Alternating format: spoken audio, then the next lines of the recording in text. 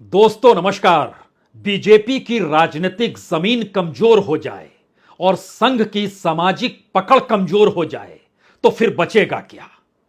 और शायद भारत की राजनीति में दो ऐसे राज्य हैं जहां पर बीजेपी और संघ का तालमेल एक ऐसी राजनीतिक जमीन को सामाजिक और राजनीतिक तौर पर बना चुका है जहां पे वो अपने मन मुताबिक प्रयोगशाला के तौर पर नए नए प्रयोग करते भी रहे हैं। और बीते 2 दशकों से एक तरफ गुजरात है, दूसरी तरफ मध्य प्रदेश है। उत्तर प्रदेश नहीं, उत्तर प्रदेश तो हाल की उपज है और उसके पीछे वहां अयोध्या कांड भी जुड़ा है और मौजूदा वक्त में योगी भी जुड़े हैं।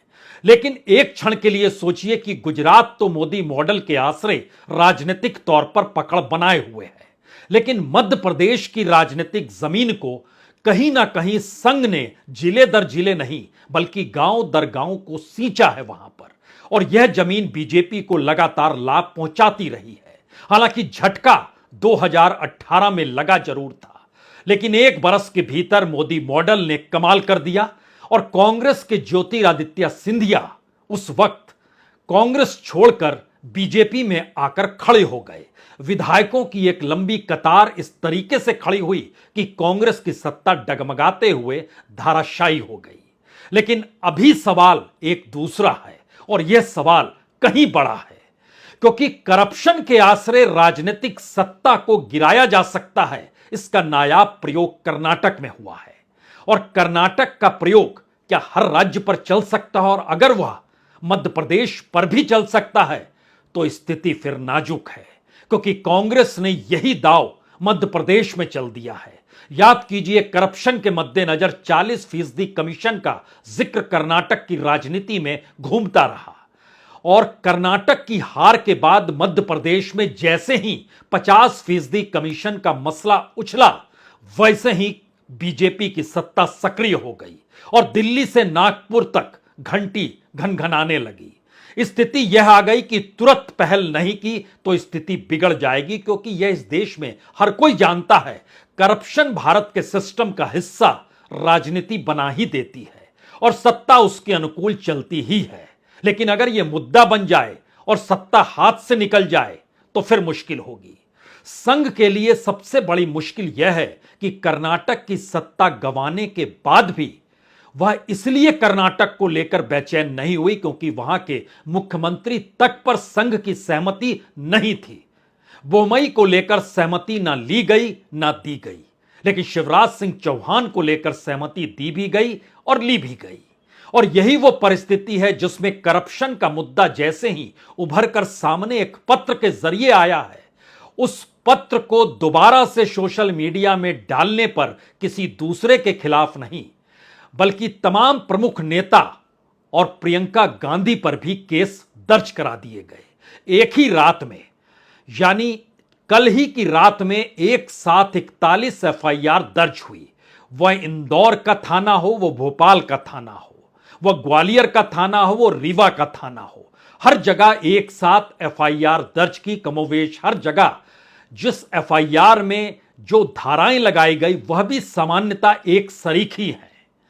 राजनीतिक तौर पर क्या बीजेपी के पांव उखड़ रहे हैं और संघ को समझ नहीं आ रहा है कि अगर करप्शन का चार्ज लग जाए और करप्शन के बाद जनता विपक्ष के साथ खड़ी हो जाए तो स्थितियां नाजुक हो जाएगी। और खास तौर से प्रियंका गांधी पर 41 एफआईआर दर्ज किए गए हैं।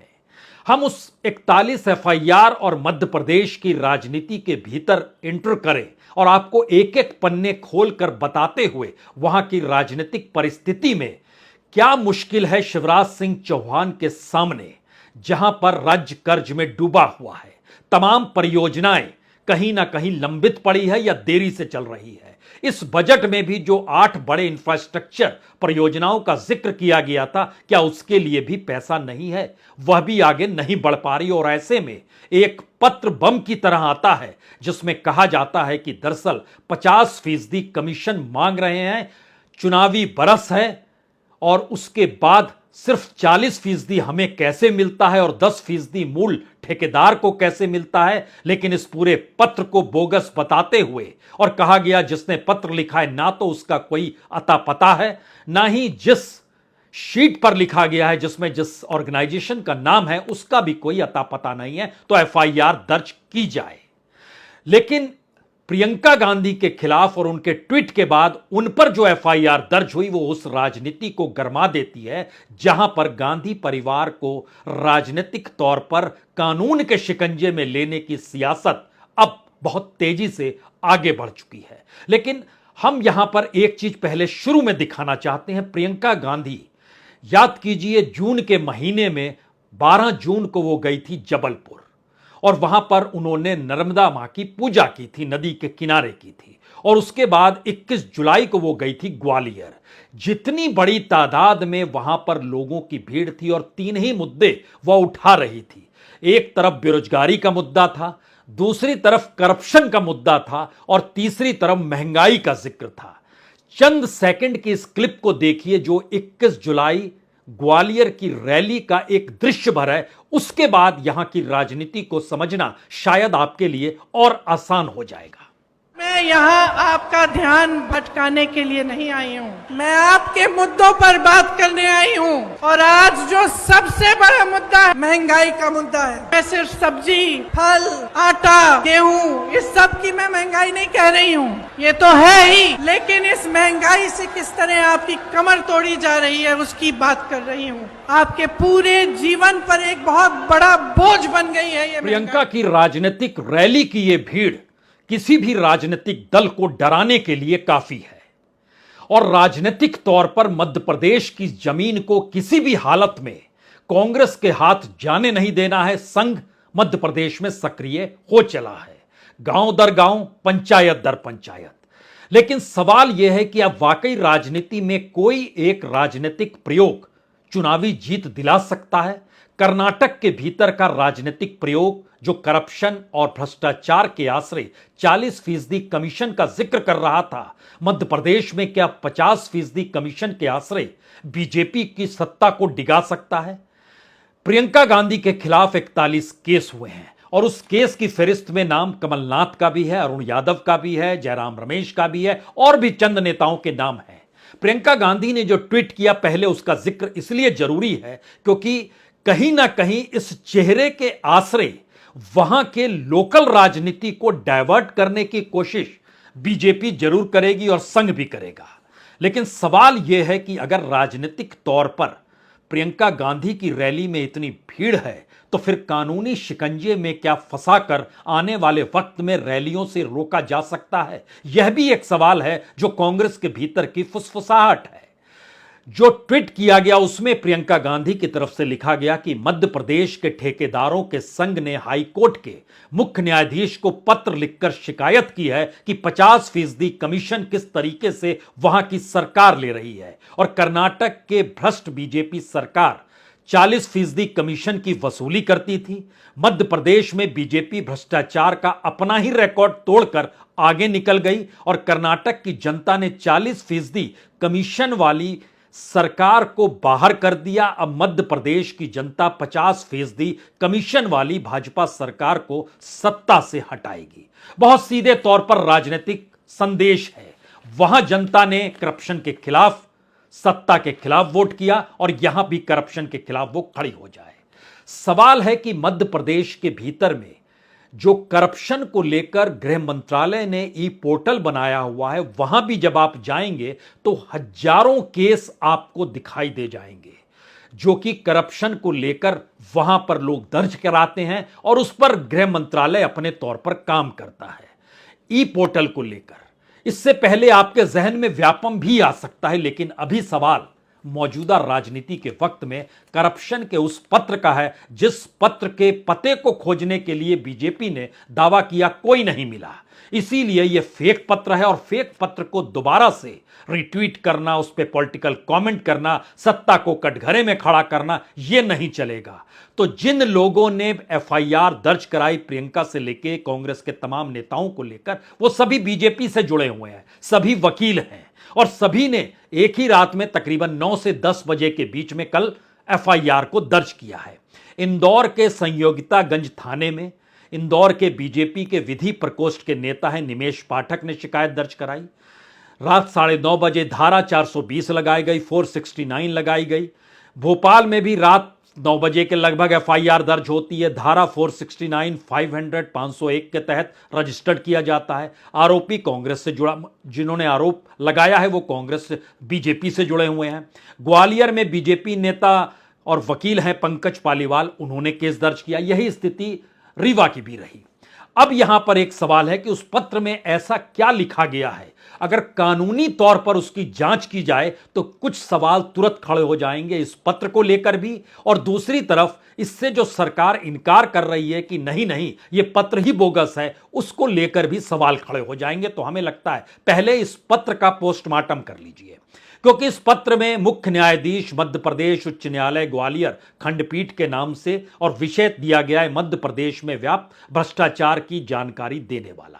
ऊपर में जो लिखा गया है, जिससे बीजेपी ने खुले तौर पर कह दिया ये कोई ऐसा संगठन नहीं है, लघु एवं मध्यम श्रेणी संविदाकार संघ है, वसंत विहार कॉलोनी, लश्कर, ग्वालियर, मध्य प्रदेश 1, 47/4001, यही एड्रेस के नाम पर लिखा गया। उसमें उन्होंने बहुत साफ तौर पर जिक्र किया है कि हमारा संगठन मध्य प्रदेश में निर्माण कार्य करने वाली जो पेटी कॉन्ट्रैक्टर होते हैं, यानी डायरेक्ट उनको कॉन्ट्रैक्ट नहीं मिलता है, किसी दूसरे को कॉन्ट्रैक्ट मिलता है और वो कॉन्ट्रैक्टर इनको कॉन्ट्रैक्ट दे देता है। उसने बताया है कि हम लोग 2012 में यह संगठन बना चुके हैं और सरकार के सामने इसको लाने का प्रयास करते रहे हैं कि हमारे साथ किस तरीके से पेमेंट नहीं हो रहा है। और इस पत्र में लिखे हुए इस संगठन का दावा है कि बीते 10 बरस में हमने 35,000 किलोमीटर की सड़क बनाई है, 1,500 के लगभग छोटे बड़े भवन बनाए हैं, 1,000 से ज्यादा छोटे तालाब बनाए हैं। इसके अलावे सरकारी निर्माण कार्य में महत्वपूर्ण भूमिका निभाई है। और इस पत्र में उसके बाद बताया गया है कि दरअसल बीजेपी की जो मौजूदा सरकार है उसने किस तरीके से उनके जो संविदा कारक हैं, जो जीवन उनका नरक हो गया है, क्योंकि किसी भी जिले में पुराने कार्यों का भुगतान करने के लिए कोई बजट आवंटित नहीं दिया जा रहा है, किया जा रहा है। विभागीय अधिकारी सरकार से राशि अपर्याप्त होने की बात करते हैं, यानी पैसा नहीं है तो पेमेंट कैसे करें। सरकार में कोई सुनने और देखने वाला नहीं है। कुछ दलाल किस्म के लोग सक्रिय हैं जो 50% कमीशन लेकर भुगतान को कराते हैं। और उसमें बाकायदा बताया गया है कि देखिए 10% तो मूल ठेकेदार अपने पास रख लेता है, 50% कमीशन के तौर पर बंट जाता है और 40% हमको मिलता है। तो 40% में यानी 100 रुपए का ठेका है तो 40 रुपए मिलेंगे, तो हम लोग क्या काम करेंगे। लेकिन उसके बाद की लाइन ज्यादा महत्वपूर्ण है, जिसपे इस एफआईआर के तहत पुलिस को भी इसकी जांच, अगर यह कानूनी तौर पर कार्रवाई होती है तो करनी पड़ेगी, क्योंकि इस लेटर में साफ साफ लिखा है कि हमारे संगठन के एक प्रतिनिधि मंडल ने पिछले सप्ताह, लास्ट वीक ही, मुख्यमंत्री से मिलकर अपनी पीड़ा बताई और मुख्यमंत्री ने हमें भुगतान करने का आश्वासन भी दिया। हमारे लिए अपने ओएसडी को फोन भी किया, लेकिन ओएसडी सर से मिलने पर उन्होंने चुनावी वर्ष का हवाला देते हुए भुगतान की जाने वाली राशि का 50% पार्टी के लिए खर्च करने की बात कहकर हमें निराश कर दिया। 2 सवाल, मुख्यमंत्री से किसी प्रतिनिधिमंडल की मुलाकात यूं ही नहीं होती है, बाकायदा डायरी रजिस्टर मेंटेन किया जाता है। ओएसडी को फोन किया, वह भी मौजूद होता है, और ओएसडी से मिलने के लिए भी जब इन बातों को लेकर वो प्रतिनिधिमंडल उनसे वहां भी डायरी मेंटेन होती है। अगर उसमें नहीं मुलाकात का जिक्र है या मुलाकात का जिक्र है, दोनों स्थिति सामने राजनीतिक तौर पर अब तूल पकड़ेगी। और इसमें बहुत साफ तौर पर गुजारिश की गई कि महोदय, पूर्व में 15 से 20% कमीशन लिया जाता था, तब कोई आपत्ति थी नहीं, लेकिन अब 50% कर दिया गया है, तो गुणवत्ता भी नहीं आ रही और पेमेंट भी नहीं हो रहा है, दलाल किस्म के लोगों के जरिए हो रहा है। तो इस मामले में वो जांच कहने की मांग कर रहा है कि जांच हाईकोर्ट के जज से कराइए और प्रदेश के समस्त लंबित भुगतान कराने की कृपा कीजिए, और आपका संरक्षण मध्य प्रदेश में व्याप्त भ्रष्टाचार के खिलाफ हमारी लड़ाई को मजबूत करेगा। नाम दिया गया ज्ञानेंद्र अवस्थी। ना तो ज्ञानेंद्र अवस्थी मिला जो बीजेपी दावा कर रही है, ना ही वो एड्रेस मिला, लेकिन इसके भीतर जो प्रतिनिधिमंडल की मुख्यमंत्री से मुलाकात है, क्या उसकी जांच होगी। ओएसडी के साथ फोन किया गया, क्या उसकी भी जांच होगी, अगर मामला कानूनी तौर पर चल पड़ता है तो। लेकिन जब यह कहा गया कि ओएसडी ने कहा कि पैसा है नहीं, चुनावी बरस है, तो फिर हमने मध्य प्रदेश की हमारी टीम ने फाइल निकाली कि स्थिति है क्या मध्य प्रदेश की, वहां क्या वाकई पेमेंट कर पाने की स्थिति में सरकार नहीं है, और क्या वाकई इस तरीके से चीजें चल रही हैं जो हकीकत है मध्य प्रदेश के भीतर की आज की तारीख में लगभग 3.5 लाख करोड़ रुपए के कर्ज में मध्य प्रदेश डूबा हुआ है। इसको भी जरा सिलसिलेवार तरीके से सुनाइए, क्योंकि बीते 2 दशकों से शिवराज सिंह चौहान ही है, बीजेपी की ही सरकार है। तो जो आंकड़े निकल कर आए 2013-14 में, यानी प्रधानमंत्री जब मोदी नहीं बने थे, तब मध्य प्रदेश पे प्रति व्यक्ति पर जो कर्ज था वो 10,000 रुपए का था, 10,896 रुपए। 2016 में यह बढ़कर 13,853 हो गया, यानी मध्य प्रदेश के हर नागरिक इतने कर्ज में डूबा हुआ है। 2022 में यह बढ़कर प्रति नागरिक 41,000 हो गया, और 2022 के मार्च के महीने में जब बजट पेश करने से पहले जो जानकारी निकल कर आई, तब कर्ज था 2,95,532 करोड़ रुपया मध्य प्रदेश पर कर्ज था, जो एक बरस के बाद बढ़कर 3,31,651 करोड़ हो गया। अब यहां पर सवाल है कि अगर आप इसके भीतर भी जाना चाहते हैं कि पैसा सरकार के पास है नहीं है, कितनी परियोजनाएं लंबित, 100 से ज्यादा परियोजनाएं मध्य प्रदेश में अलग अलग क्षेत्रों में लंबित पड़ी है। उसमें पीडब्ल्यूडी भी आता है, उसमें सिंचाई विभाग भी आता है, तमाम मंत्रालयों के तहत। लेकिन उस दिशा में जाने से पहले एक चीज और सोचिए, क्योंकि वहां के भीतर में इस बजट में जो 8-9 योजनाओं की, बड़ी योजनाओं का जिक्र किया गया था, वहां भी मामला अटक गया। पैसे की वजह है। सबसे बड़ा तो नर्मदा का फ्रीवे एक्सप्रेसवे है, जो कि ढिंडोरी, शाहपुर, जबलपुर, होशंगाबाद, बरवाहा, अलीजापुर से निकलेगा। तकरीबन 13,000 करोड़ का खर्चा है, अटक गया। चंबल एक्सप्रेसवे 309 किलोमीटर बनना है, अटक गया। Khandwa floating power plant station बनना है और 23 में ही बनना है, 3,000 करोड़ का, 600 मेगावाट बिजली पैदा होगी, अटका हुआ है। ग्वालियर के शंकरपुरा गांव में स्टेडियम बनना है, 30 एकड़ की जमीन तय है, अटका हुआ है। Bhopal metro, Jabalpur metro, Indore metro, चीजें अभी चल रही हैं कंस्ट्रक्शन के काम पर। जबलपुर एयरपोर्ट में नया टर्मिनल बनना है, जो जाहिर तौर पर एविएशन मिनिस्ट्री के तहत आएगा। लेकिन ये सारी चीजों के साथ उज्जैन में विक्रम उद्योग नगरी बननी है। अगर ये चीजें अटकी हुई है और इस रूप में राज्य में कर्ज डूबा हुआ है, तब यहां पर सबसे निचले पायदान पर चले जाइए और एक क्षण के लिए सोचिए कि मनरेगा में पैसा, मनरेगा में भी जो लेबर कॉस्ट जो निर्धारित की गई वो महज 20 करोड़ की है। यानी 2021-22 में भी 22 करोड़ था, उसके पिछले बरस 21-22 में 29-30 करोड़ था, लगभग 20-21 में 34 करोड़ था, अभी 20 करोड़ है। वहां भी पैसा नहीं आ पा रहा है। अगर इस स्थिति के भीतर में राजनीतिक तौर पर मध्य प्रदेश की सियासत को समझे, तो एक सच हर किसी के सामने है कि 2018 में कांग्रेस चुनाव जीत गई थी, और वहां पर राजनीतिक तौर पर जो भी अदला बदली और विधायक इधर से उधर गए, और अब ग्वालियर संभाग में के भीतर में विधायकों के सामने यह संकट है कि वो कहां जाएं।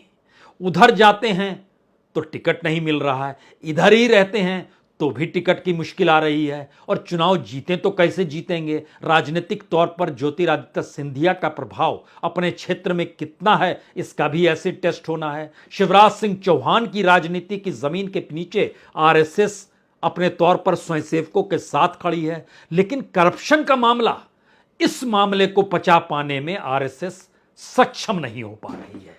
और बीजेपी के भीतर भी इस बात को लेकर संकट है कि अगर करप्शन का मुद्दा उभर जाता है तो फिर बूथ मैनेजमेंट भी काम नहीं देगा, और बूथ मैनेजमेंट का काम किसी दूसरे ने नहीं, देश के गृह मंत्री और बीजेपी के चाणक्य माने जाने वाले अमित शाह ने अपने हाथों में लिया है। और एक पूरी टीम जो काम कर रही है, जो 5 लोग ऊपर में काम कर रहे हैं, उनके नीचे 15 लोग हैं, उनके नीचे 22 लोग हैं, और फिर धीरे धीरे पूरे जिलेवार तरीके से जो पूरे मध्य प्रदेश में बिसात बिछाई जा रही है, अगर उसमें कोई एक ऐसा इशू लोगों की भावनाओं के साथ जुड़ जाए तो फिर मामा के लिए मुश्किल होगी। लेकिन उसका दूसरा पक्ष यह भी हो चला है कि कांग्रेस एक राजनीतिक प्रयोग को कर्नाटक में आजमाने के बाद क्या मध्य प्रदेश में, जब यह माना जा रहा था कि उसकी राजनीतिक सक्रियता कम हो चली है, खत्म हो चली है, और इंतजार रहता है कि कब गांधी परिवार से कोई निकल कर जाए और बड़ी रैली हो जाए, जो प्रियंका के जरिए नजर आया। हो सकता है राहुल भी जाएं, वहां भी बड़ी रैली हो जाए, लेकिन इन दोनों रास्तों से जीत नहीं मिलती है। जीत चाहिए वहां के स्थानीय मुद्दों को लेकर, जीत चाहिए वहां पर किसी मुद्दे का लोगों की भावनाओं से जुड़ने को लेकर, और यही वो सवाल है जो बेचैनी पैदा कर रहा है बीजेपी के भीतर। क्या करप्शन का मुद्दा इस रूप में बड़ा हो सकता है?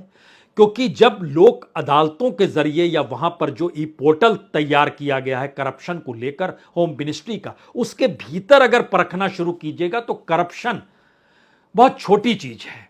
और करप्शन के दायरे में नौकरशाह कितनी बड़ी तादाद में आते हैं। बहुतों के खिलाफ सीबीआई के मामले दर्ज हैं, कई मामलों में ईडी के पास भी फाइल पड़ी हुई है, जो वहां के अलग अलग ब्यूरोक्रेट्स की तादाद है। लेकिन चूंकि बीजेपी शासित राज्य है, गारंटी नौकरशाहों से भी चाहिए, चुनावी जीत मिलनी है। और दूसरी तरफ मध्य प्रदेश में चुनाव जीतकर गंवाने की परिस्थिति में कांग्रेस कमलनाथ के दौर में आ गई, तो कमलनाथ के लिए यह कहीं बड़ा राजनीतिक दांव है। इस दांव के आसरे वह अपने बूते कितना कर सकते हैं, क्योंकि उन्होंने 2-3 नए फ्रंट खोले हैं। उसमें बागेश्वर धाम भी है, सॉफ्ट हिंदुत्व भी है। यानी एक तरफ बीजेपी जिस रास्ते चल रही है, उसी रास्ते को अपने लिए ढाल बनाकर नई राजनीतिक प्रयोग के जरिए खुले तौर पर कमलनाथ ने दी है। और यह हर कोई जानता है कि इस दौर में जो अल्पसंख्यक यानी मुस्लिम समुदाय है, वो लगभग जो 20% देश में जिक्र होता है, मध्य प्रदेश के भीतर लगभग 67 सीट पर उसका कहीं ना कहीं किसी ना किसी रूप में प्रभाव है। छिटपुट प्रभाव सही, और वो वोट किसी भी हालत में कांग्रेस से हटेगा नहीं। दूसरी तरफ वहां पर इस दौर में इंडिया का कोई दूसरा राजनीतिक दल सक्रिय नहीं है जहां पर किसी तरीके का समझौता करना पड़े। मुकाबला आमने सामने का है। और मध्य प्रदेश की जमीन इसलिए मायने करती है क्योंकि हिंदी पट्टी का मतलब मध्य प्रदेश, उत्तर प्रदेश और बिहार ही सबसे बड़े तौर पर गिना और समझा जाता है। तो हिंदी पट्टी पर काबिज होने का मतलब राजनीतिक तौर पर क्या होता है, वो कैसे दिल्ली की कुर्सी को पुख्ता करता है। तो दिल्ली की कुर्सी में भी बेचैनी आ गई है कि किसी भी हालत में कोई एक मुद्दा राजनीतिक तौर पर प्रभावित करने की स्थिति में नहीं आना चाहिए, और परसेप्शन ये नहीं बनना चाहिए कि इस मुद्दे के जरिए चुनावी जीत या हार तय हो रही है। और सत्ता में जब आप बीते 20-22 वर्षों से हो, तो फिर सवाल एंटी इनकम्बेंसी का नहीं होता है, सवाल लोगों की भावनाओं के साथ जुड़े हुए मुद्दों को राजनीतिक तौर पर कैसे उभारा जा सकता है, इसका होता है।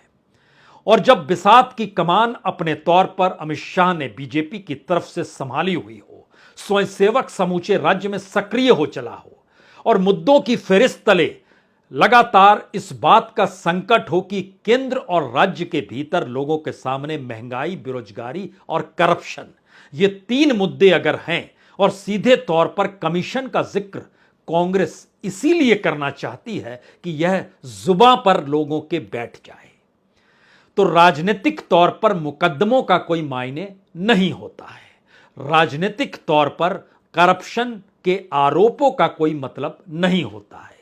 लेकिन अगर लोग परेशान हैं, काम नहीं हो रहे हैं, और आखिरी वक्त में आखिरी लड़ाई अगर शिवराज इसको कहते हुए लड़ रहे हैं कि अब सब किसी के साथ हम वेलफेयर स्कीम के साथ जुड़ रहे हैं, हर किसी को पैसा दिया जा रहा है, हर बहन को दिया जा रहा है, हर युवा को दिया जा रहा है, लेकिन जुबां पर अगर करप्शन रेंग गया तो एक झटके में वह पूरा चोला उतर जाएगा, जिसको लेकर स्वयंसेवक भी गांव-गांव ये कहते हुए घूमते हैं कि यह बेहतरीन सरकार है, एक भी करप्शन का आरोप नहीं लगा है। और यहां पर एक पत्र के जरिए 41 एफआईआर चाहे अनचाहे राजनीतिक तौर पर नए तूल को गढ़ेगी, और जो सियासी तौर पर मध्य प्रदेश की राजनीति में 50% कमीशन का बोलबाला खामोश करने के लिए या उसको उभारने के लिए, दोनों परिस्थितियों में अब आपके राजनीतिक मुद्दे के जरिए सामने आएगा ही। इंतजार सिर्फ इस बात का कीजिए कि बीजेपी और संघ की नई बिसात क्या होगी। कांग्रेस ने दांव चल दिया है। बहुत बहुत शुक्रिया, बहुत बहुत शुक्रिया।